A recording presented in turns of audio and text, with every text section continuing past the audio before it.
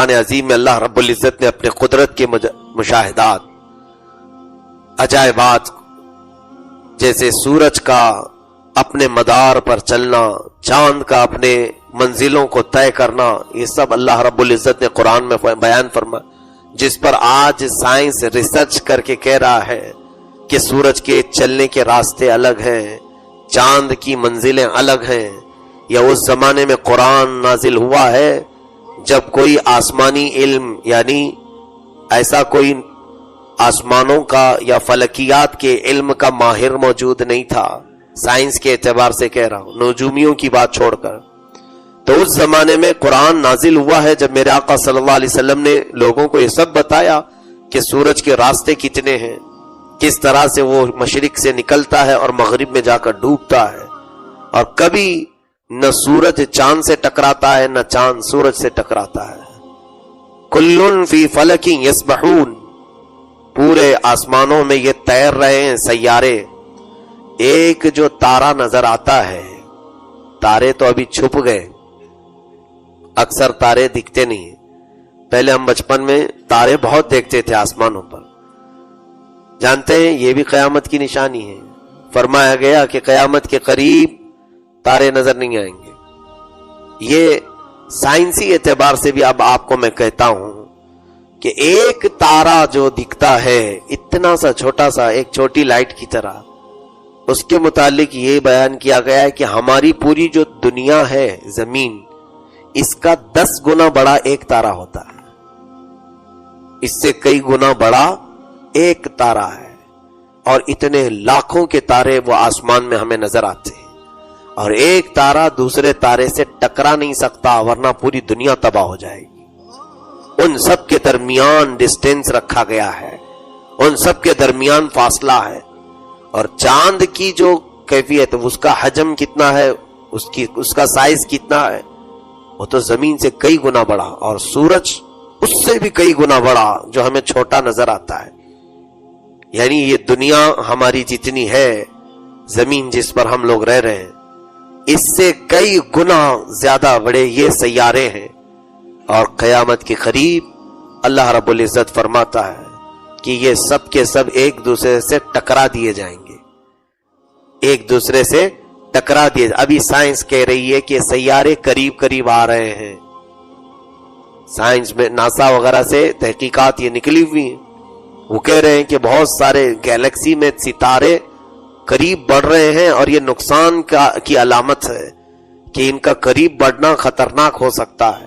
اور قرآن کہہ رہا ہے اذا الشمس کورت واذا النجوم انکدرت، جب سورج پھٹ جائے گا اور تارے ٹکرا جائیں گے، قیامت آ جائے گی، ان کو سب کو ٹکرا دیا جائے گا، تو پوری دنیا میں جو ہوگا اسی کو قیامت کہا گیا ہے۔ یہ سب ساتھ تارے ٹکرا کر کے زمین پر لائے جائیں گے، وَإِذَا الْجِبَالُ سُيِّرَتْ، پہاڑ اڑا دیے جائیں گے، پہاڑ روئی کے گالے کی طرح اڑ رہے ہوں گے، جیسے روئی کا پھاہا اڑتا ہے، اس طرح سے پہاڑوں کو اڑایا جا رہا ہوگا۔ عزیزان گرامی، یہ تمام تر معاملات اللہ رب العزت نے سورہ یاسین میں بیان فرمایا، اور پھر قیامت کا منظر اللہ اکبر دل دہلا دیتا ہے۔ رب تبارک و تعالی فرماتا ہے وَامْتَازُوا الْيَوْمَ أَيُّهَا الْمُجْرِمُونَ، اے مجرموں الگ ہو جاؤ۔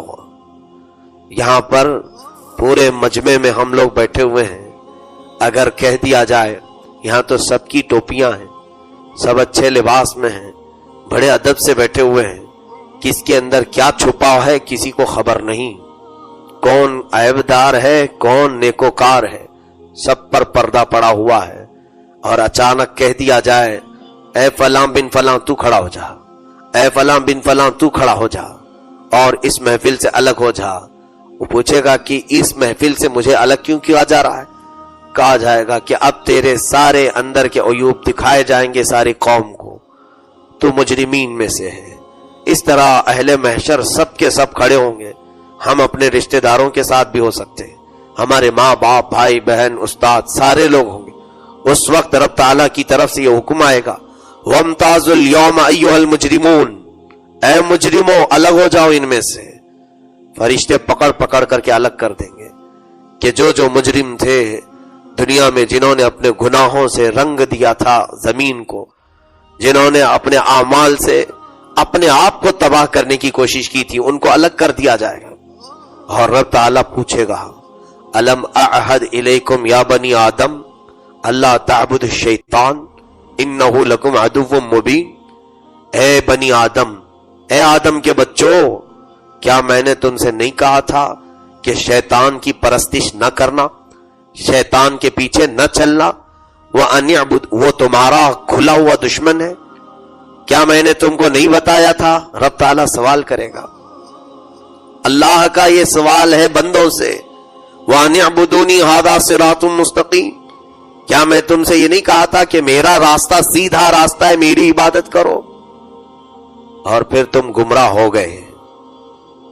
کیا تمہیں عقل نہیں تھی؟ افلم تکونوا تعقلون، تمہیں عقل نہیں تھی؟ اتنا ہی نہیں بلکہ مجرموں کو جب پکارا جائے گا، پوچھا جائے گا کیا بولو گے آپ، ہم کیا بولیں گے کہ اے مولا ہم کچھ نہیں کرتے تھے؟ نہیں. اب آگے دیکھو رب تعالیٰ فرماتا ہے الیوم نختم علی افواہہم، ہم تو آج کے دن تمہارے منہ پر مہر لگا دیں گے. تکلمنا ایدیہم وتشہد ارجلہم بما کانوا یکسبون. مولا فرماتا ہے تمہارے ہاتھ ہم سے بات کریں گے، تمہارے پیر گواہی دیں گے کہ تم کیا کیا کرتے تھے. وہ قیامت کا دن کیسا ہوگا جب مالک الملک ذو الجلال والاکرام ہمارے منہ پر مہر لگا کر بند کر دے گا، اور پھر یہ ہمارے اعضاء بولنے لگیں گے اے مولا رات کی تنہائی میں اس ہاتھ سے یہ فلاں کام کرتا تھا. پیر بول پڑیں گے، حتیٰ کہ حدیث پاک میں ہے ران کی چمڑی پکار پکار کر کہے گی، ران کی چمڑیاں پکاریں گی اے قدیر و جبار خدا اس نے کہاں کہاں خیانت کی ہے. تب پھر وہ چلائے گا وقالوا لجلودہم لم شہدتم علینا، ہے میرے جسم کے چمڑیوں تم میرے خلاف کیوں بول رہے ہو، میرے خلاف کیوں گواہی دے رہے ہو؟ تو وہ کہیں گے انطقنا اللہ الذی انطق کل شیء، اے بندے جس مالک نے پوری کائنات کو زبان دی ہے اس نے آج ہمیں بولنے کا موقع دیا ہے، اس نے آج ہمیں قوت گویائی عطا کی ہے. کیا کریں گے اس دن جب ہمارے ہاتھ پیر ہمارے خلاف بول رہے ہو؟ یاد رکھو آج تم اپنی انگلیوں کی خوب حفاظت کرتے ہو، ٹھوکر لگ جائے تو پٹی لگاتے ہو، پیٹ پر زخم ہو، سر پر زخم ہو، آپ بے قرار ہوتے ہو. لیکن یاد رکھنا یہی اعضاء ہمارے یہ نہیں دیکھیں گے کہ تم ان کا بڑا اہتمام کرتے تھے، ان کی حفاظت کرتے تھے، یہ ہمارے خلاف بولیں گے. اور اس دن بندہ یہ بھی کہے گا اپنی انگلیوں سے اے انگلیوں تمہیں معلوم میں تمہیں جلنے نہیں دیتا، تمہیں کٹنے نہیں دیتا تھا. وہ کہیں گی اے بندے تو نے ہمیں کٹنے نہیں دیا، جلنے نہیں دیا، یہ تو ظاہری طور پر بچایا لیکن گناہوں میں تو نے ہمیں خوب جلایا ہے، گناہوں سے تو نے ہمیں خوب زخمی کیا ہے، اس لیے آج ہمیں بولنے دے. رب تبارک و تعالیٰ کی بارگاہ میں جب یہ اعضاء بولیں گے سب گواہی دیں گے. اب پیغام کیا آتا ہے سنیں، سورہ یاسین کی آیت دہلا دیتی ہے. اللہ فرماتا ہے ہادہ جہنم التی کنتم توعدون، یہ دوزخ دیکھ رہے ہو اسی کا میں نے تم سے وعدہ کیا تھا. اسلوہا فرشتوں کو حکم ہوگا کہ ڈال دو انہیں کھینچ کر، انہیں اس میں کھینچ کر ڈال دو. یہ جو قیامت کا منظر ہے سورہ یاسین پڑھنے والا کاش قرآن پاک کی آیات بینات کا ترجمہ پڑھے. میرے مولا نے مجھے دنیا میں ہی ڈرایا ہے تو کیوں نہ وہ باز آ جائے، کیوں نہ مجرمین میں سے اپنے آپ کو الگ کر لے.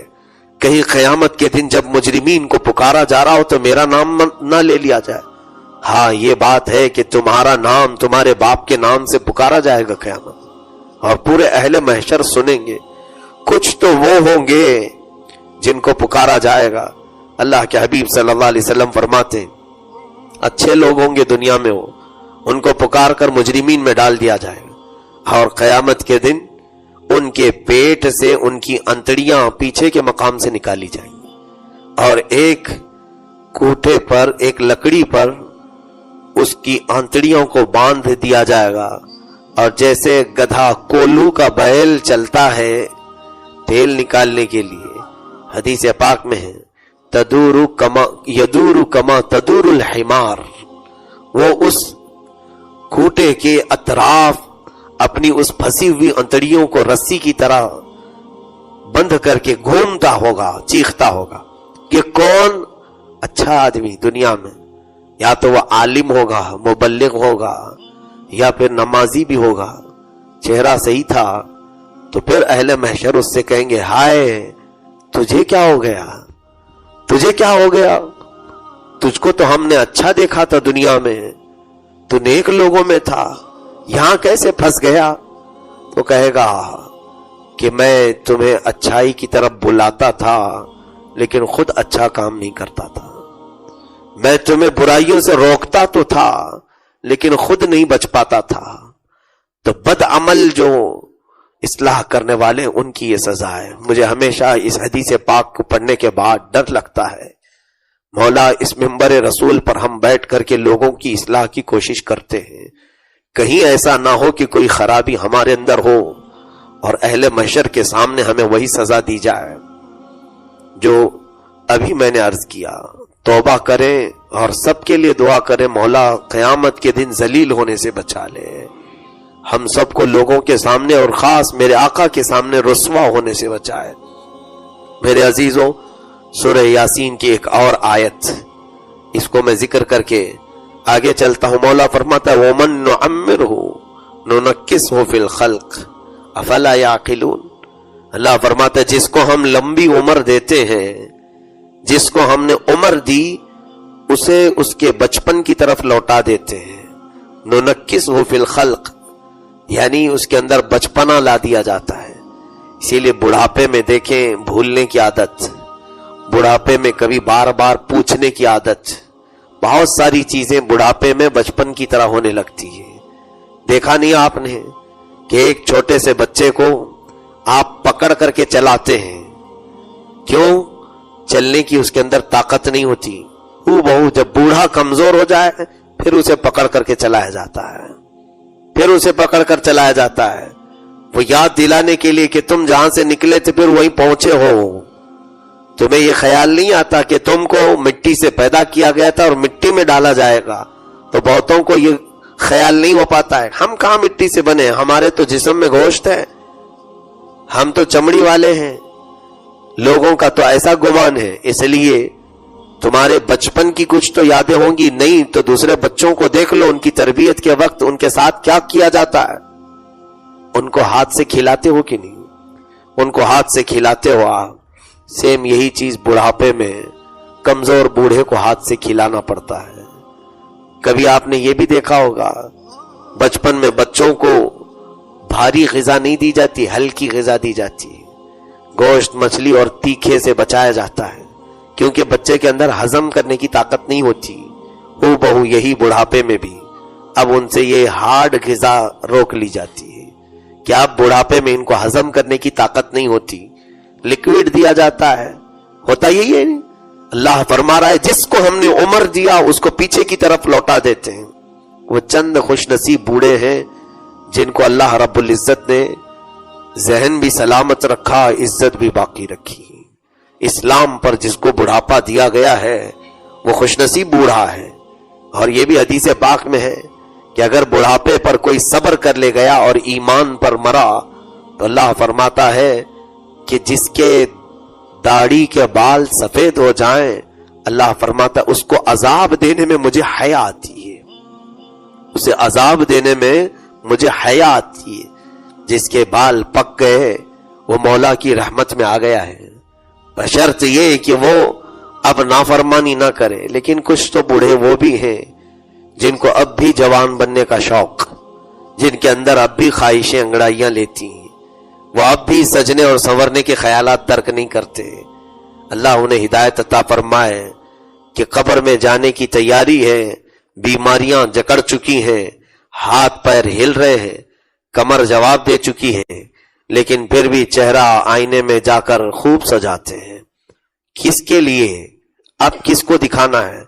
میرے عزیزو یاد رکھو کہ دنیا تمہارے اوپر غالب آ گئی، اور اب تم موت تک نہیں سنور سکوگے، مگر جن بوڑھوں کو دیکھا گیا کہ بڑھاپے میں وہ مسجد کی طرف آ گئے ہیں، بڑھاپے میں تسبیح لے کر کونے میں بیٹھ گئے ہیں، بڑھاپے میں نمازیں پڑھنا شروع کی ہیں، تو ان کو برا مت سمجھو، یہ اللہ کی ان پر رحمت ہے کہ دنیا سے جانے سے پہلے انہیں پاک کر کے اٹھانا چاہ رہا ہے۔ رب تبارک و تعالیٰ ان کو پاک کر کے پھر اٹھائے گا۔ تو وہ بوڑھے جو لگ گئے اللہ کے حضور، وہ خوش نصیب ہیں کہ وہ اب مولا سے ملنے کی تیاری میں صاف ہو رہے ہیں۔ جو کچھ انہوں نے جوانی میں کیا تھا، یقین ہے مجھے مولا کو وہ منع کر کے جائیں گے۔ رب تبارک و تعالیٰ کے ساتھ ان کی صلح ہوگی جن بوڑھوں کو آخر وقت میں عبادت کا شوق دے دیا گیا۔ لیکن یہ کیا، کچھ بوڑھوں کو دیکھ کر کے کبھی کبھار حیرت ہوتی ہے، 70 سال کے قریب 80 سال کے قریب آ رہے ہیں، اب بھی ان کو چہرہ صاف کرنے کی عادت نہیں جاتی، اب بھی ان کو بہت سارے خواہشات کی عادت نہیں جاتی۔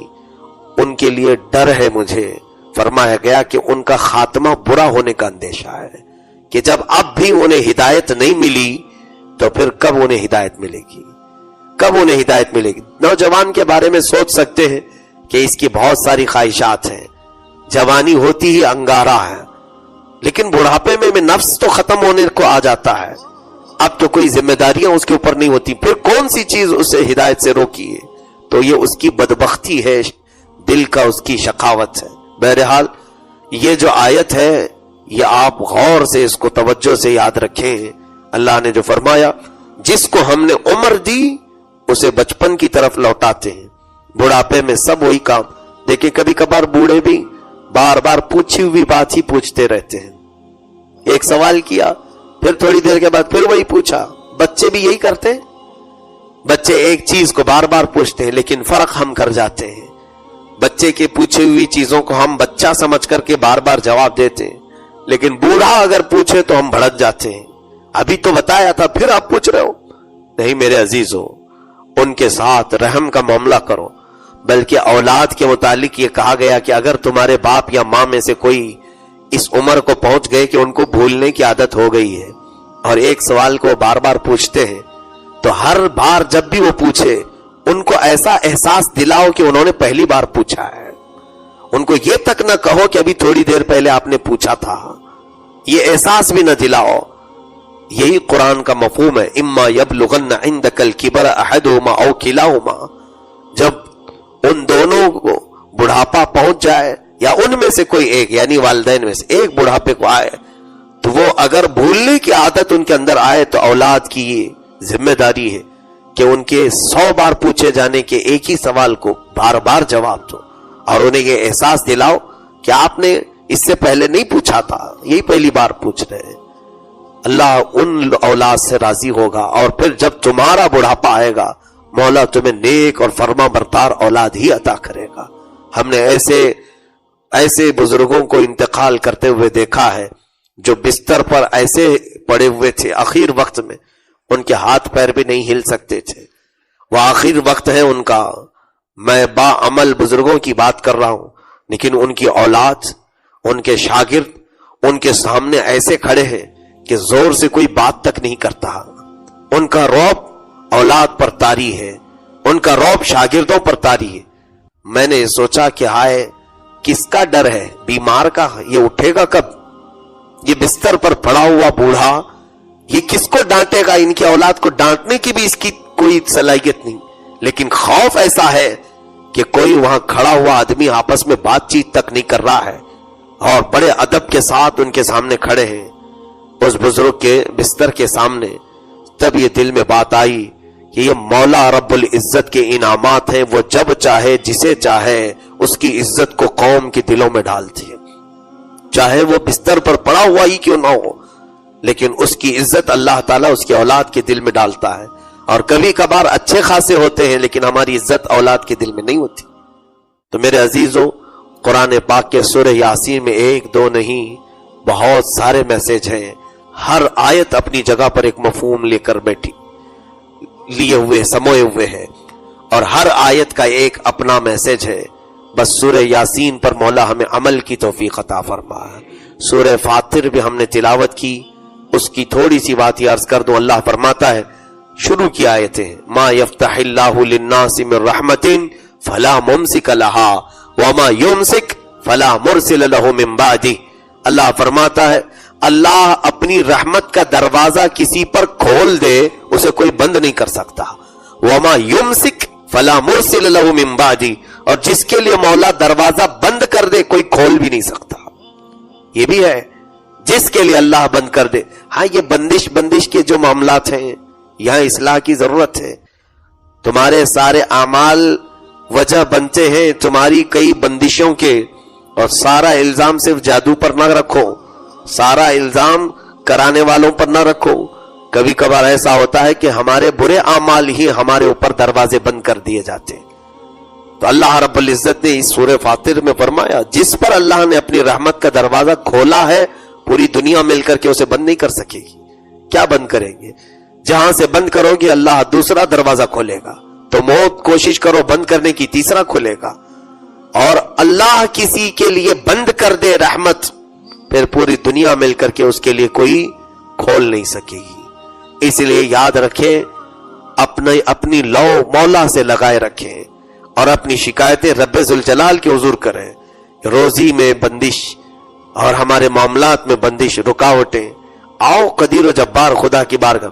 کئی مرتبہ تو ایسا ہوتا ہے کہ میں روزی کے لیے جو لوگ آتے ہیں یہ آیت تو میں ان کو تعویذ میں لکھ کے دیتا ہوں. الحمدللہ یہ بزرگوں کا عمل ہے. یہی آیت میں کئی لوگوں کو لکھ کر کے دیا ما یفتح اللہ للناس من رحمت فلا ممسک لها وما یمسک فلا مرسل له من بعد. اللہ اپنی رحمت سے جس کے لیے دروازہ کھولے کوئی بند نہیں کر سکے گا، اور جس کے لیے اللہ نے بند کر دیا اسے کوئی کھول نہیں سکے گا. لیکن الحمدللہ تعویذات کے اثر اپنی جگہ پر بہت سارے لوگوں کو نفع ہوا، ان کی بندشیں ختم ہوئیں اور تجارتوں میں ترقیاں ہوئیں الحمدللہ.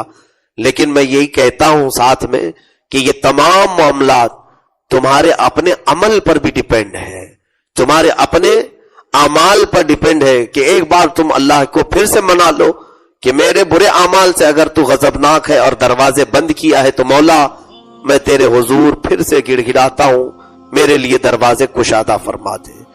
اور پھر جس کے لیے کھولا ہے وہ شکر کرتا رہے ہر نعمت پر کہ مولا اب دنیا کے حاسدین یا جلنے والوں کے جلن، فتنوں کے فتنے یہ مجھے کہیں ان نعمتوں سے دور نہ کر دے، تو میری حفاظت کر. پھر مولا تمہاری حفاظت میں ہمیشہ وہ دروازہ کھلا رکھے گا جو تم پر نعمتوں کی اور رحمتوں کی بارش ہو رہی ہے بند نہیں ہونے دیا جائے گا. اسی لیے سورہ فاطر کی یہ برکتیں اللہ تبارک و تعالی ہم سب کو عطا فرمائے. قرآن عظیم کی جتنی بھی آیات بینات ہم نے تلاوت کی مولا کہنے سننے سے زیادہ ہم سب کو عمل کی توفیق عطا فرما. اے رب ذوالجلال ہمارا نام مجرمین میں شامل نہ فرما. رمضان کے اس عشرہ مغفرت میں مولا جہنم سے آزاد ہونے والوں میں ہمارا نام شامل فرما. اے قدیر و جبار خدا دنیا کی عیاری مکاری، دنیا کے دام فریب میں پھنسنے سے ہماری حفاظت فرما. اے رب ذوالجلال نہ جانے ہماری آنکھیں کب بند ہو جائیں، ان آنکھوں کے بند ہونے سے پہلے ہمیں تو سچی توبہ نصیب فرما. دنیا سے اس وقت تک نہ اٹھا جب تک تو ہم سے راضی نہ ہو جا. مولا ہم سب کے برے تمام اعمال کو حسنات میں تبدیل فرما دے. مولا نیکیوں پر ہمیں بڑھاپا عطا کر، لمبی عمر خیر کے ساتھ عطا فرما. اور رب ذوالجلال اگر ہماری موت جوانی میں لکھی ہے تو توبہ اور استغفار پہ موت عطا فرما. وصلی اللہ تعالی علی خیر خلقی محمد وآلہ وصحبہ اجمعین وآخر دعوانا الحمد للہ رب العالمین.